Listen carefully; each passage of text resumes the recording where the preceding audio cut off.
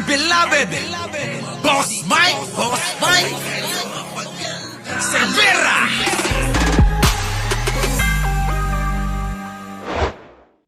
Dating DPWH District Engineer Henry Alcantara. Eto na, mukhang nagbago na naman ang isip.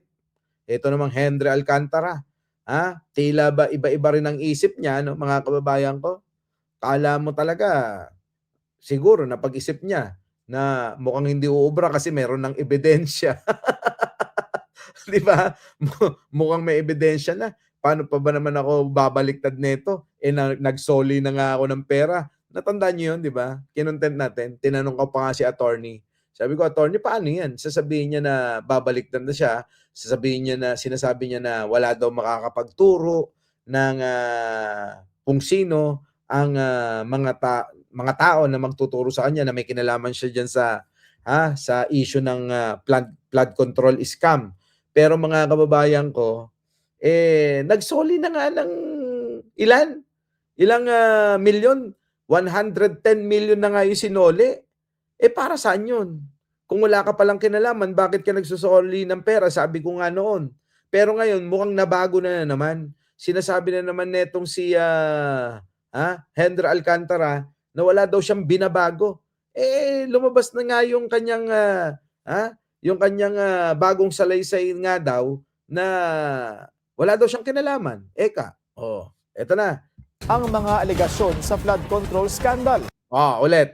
Hindi binabawi ni dating DPWH District Engineer Henry Alcantara ang mga alegasyon sa flood control scandal.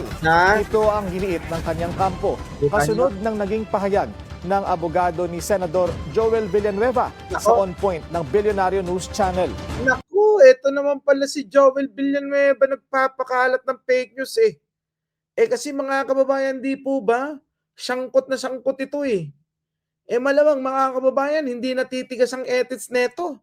Dahil sa problema, kakaisip ng problema, mga kababayan ko, tignan nyo yung itsura, depressed, stress na ho. Ako mga kababayan, malamang sa sobrang depressed at problema na iniisip niya, hindi natitigas ang ethics niya. Di ba? Hindi ho titigas ang ethics niyan, mga kababayan. Kapag ka ang lalaki maraming problema, nako. Kaya ako iwas na iwas diyan para laging addictus rex ang ko.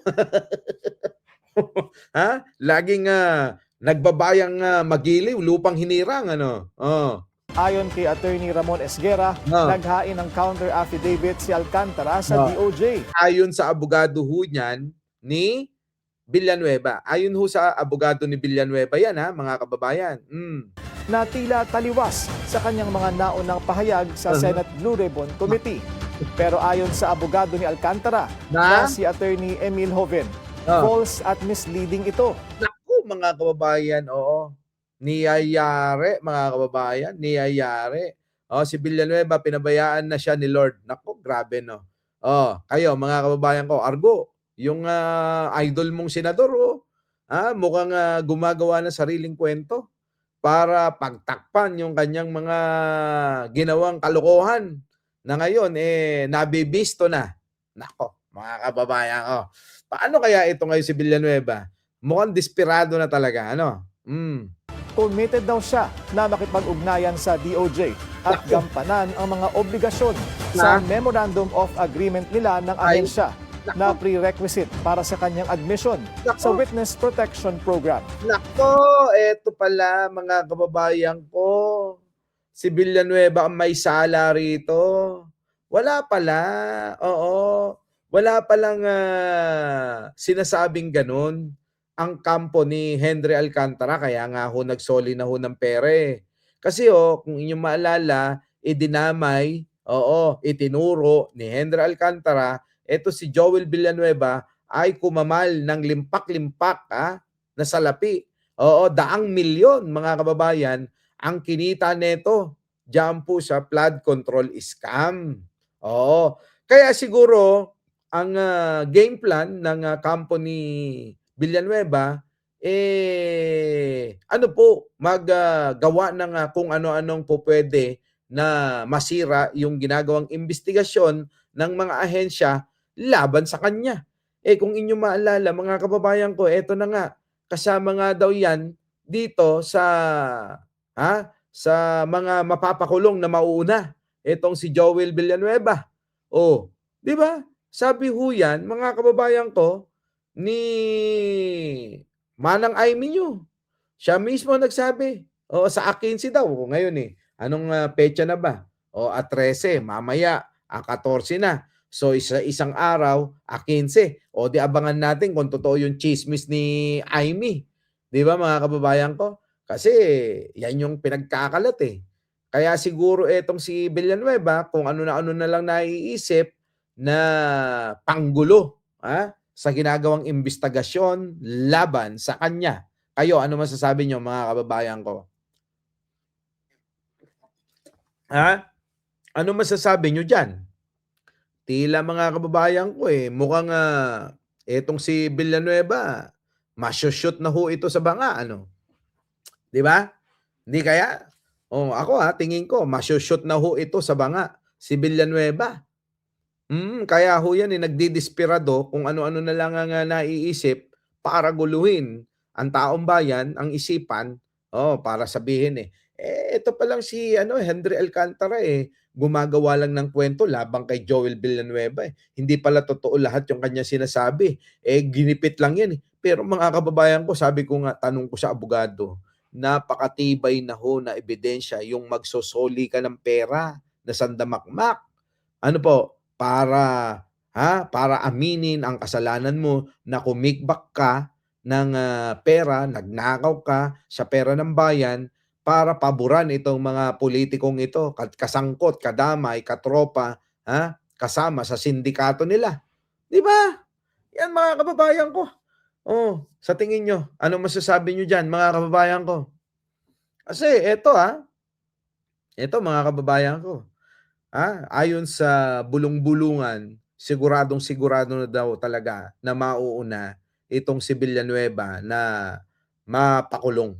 Opo, mauuna po itong mapapakulong, mga kababayan ko, si Villanueva. Kawawa naman. Kawawa naman yung mga umaasang mga girl lalo. Ano? so paano, mga kababayan ko? At least natapos natin to, si Joel Villanueva. Meron pa sanang isa, kaya lang maaga pa akong gigising bukas, mga kababayan wag na natin pilitin. At sikapin na lang natin na makagawa tayo ng mga video bukas. Ano po? So paano, mga kababayan? Hanggang dito na lang. Bago tayo maghiwa-hiwalay, huwag niyong kalimutan na mag-like, mag-share at mag-subscribe. Ano po? Ay, malaking bagay ho yan ngayon sa panahon ito na malayo ako at hirap na hirap po ako na makagawa ng content. Sana'y suportahan nyo lahat ng ating mga video, ipagkalat nyo, mga kababayan. Ano po? Muli, maraming salamat kay Elena Capistrano, kay Leonora Brown, Alicia Duran, Carpio, Victorio Carpio, Argo, nandiyan na rin. Sa inyo pong lahat, Duday, si Adictos Rex, dumalaw pa, Heidi Pantino, Elena, Linda, sino pa? Si Mama Nes, sino pa? Si Heidi Pantino, si My Pets and Hobbies, sarap ng mga binaon ko rito. Yung mga pili, nakarating sa China. Si Luisa Macmellon, proud Ilocano. Ilocano ba yan? Sorry malabo mata ko. Ayan, mga kabayan, sino pa? Si Alam ng Bayan. Bahala na kayo. Emotera. Alex Kitty. BMB Joel Dipano. Yan. Ang hirap basahin yung iba. Maraming salamat po sa inyong pagsama ngayong gabi. Our beloved Boss Mike.